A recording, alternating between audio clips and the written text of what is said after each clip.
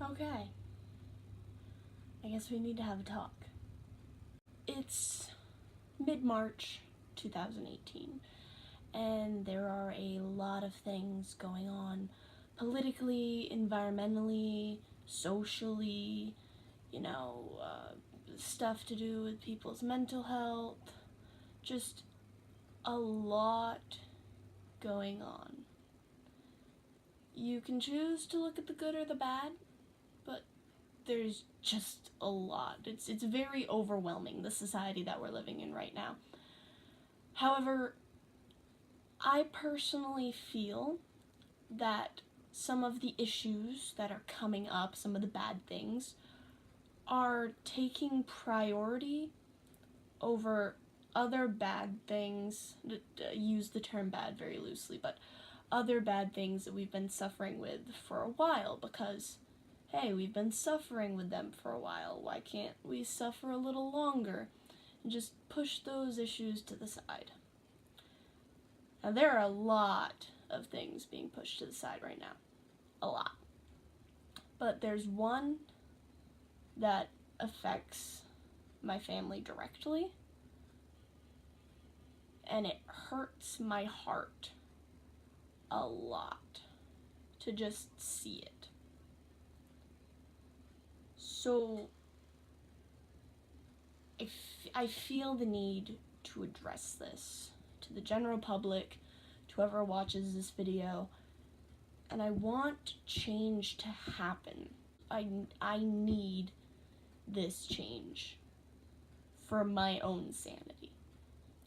And this change that I'm asking for is for the world to adapt itself to people with physical disabilities that cannot get around.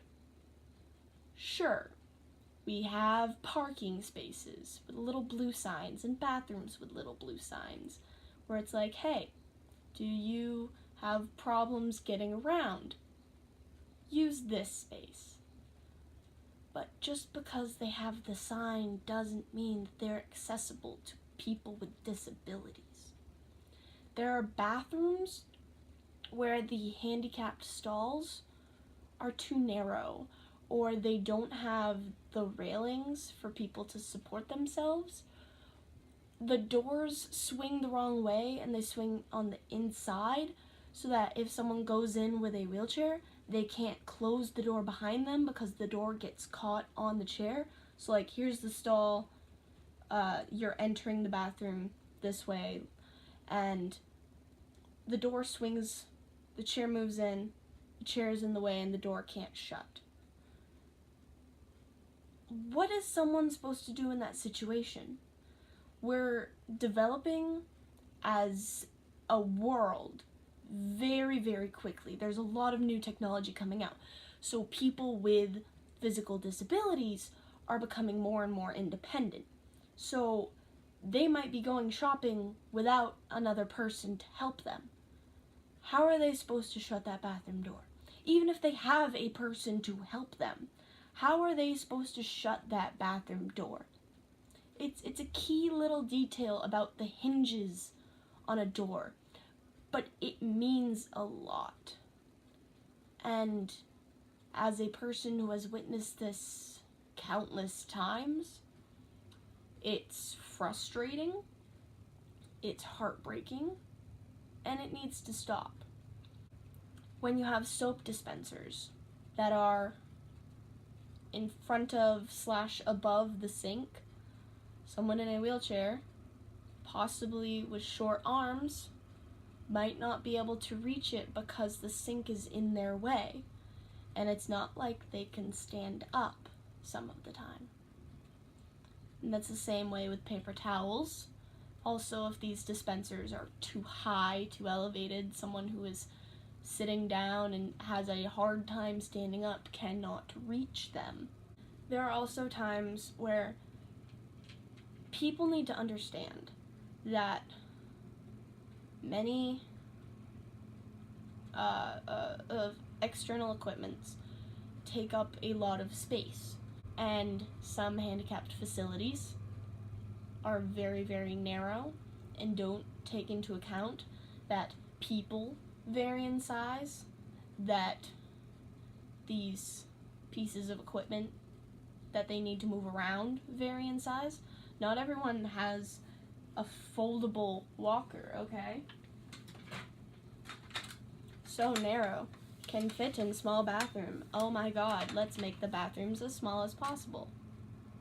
Cool. That works if you can even fold this up. If you have a walker that folds, if you have the strength to fold the walker, or the coordination to fold the walker, go for it. I hope you have a foldable wheelchair, or a foldable power chair, or, you know, I'm only sticking to these 3 things because they're what I know the most about, but there are many, many other types of gizmos and gadgets that help people get around that take up a fair amount of space. Some of these bathrooms, they have the doorways where it's not even a door, it's just a hallway where you go in and then you turn, and then you turn again, and then you turn again, and then you turn, and then you're in the bathroom.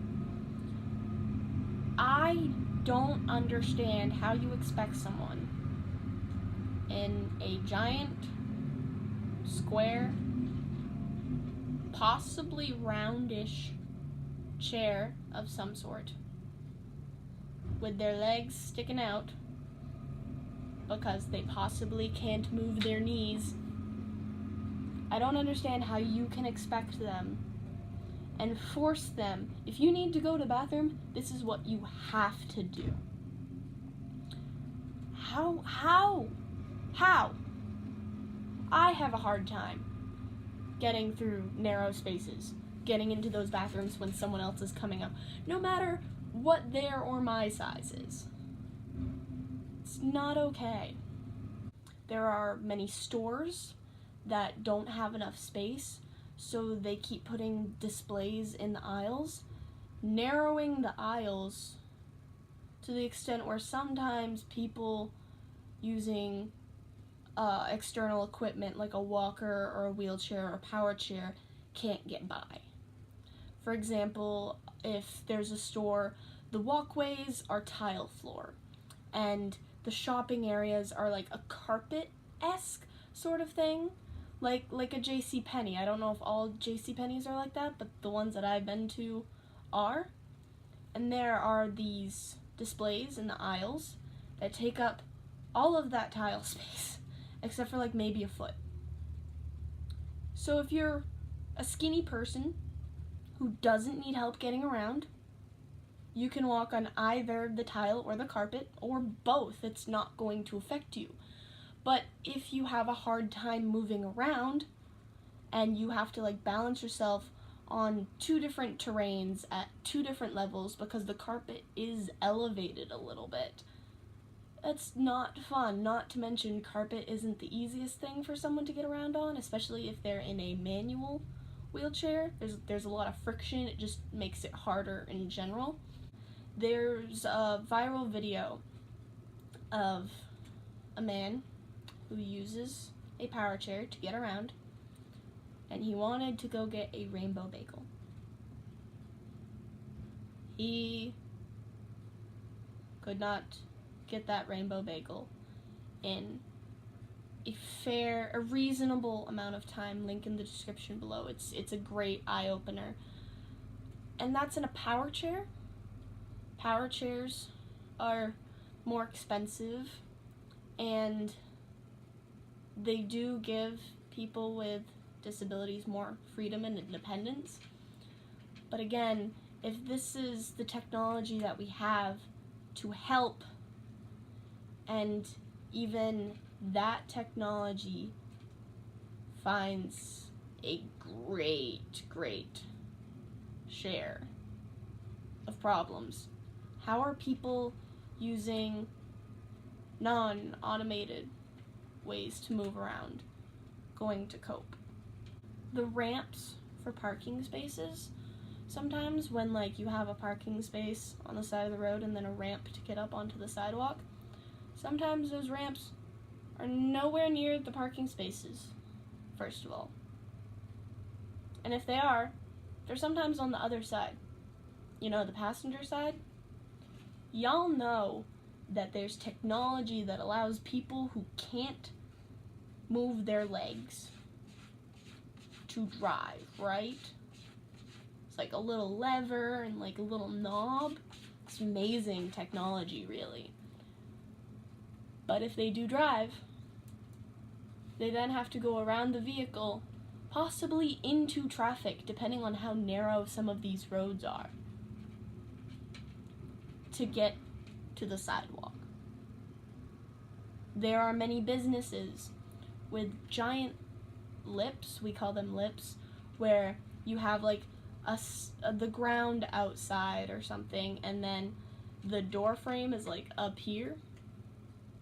I don't know if power chairs can get over that, but I know that certain wheelchairs can't. So not only do these little minor details about bathrooms and road parking spaces and everything, not only do they need to be adjusted, but there needs to be more availability. We need more parking spaces. When you have giant establishments like a Walmart with only 6 handicap parking spaces, that means only 6 vehicles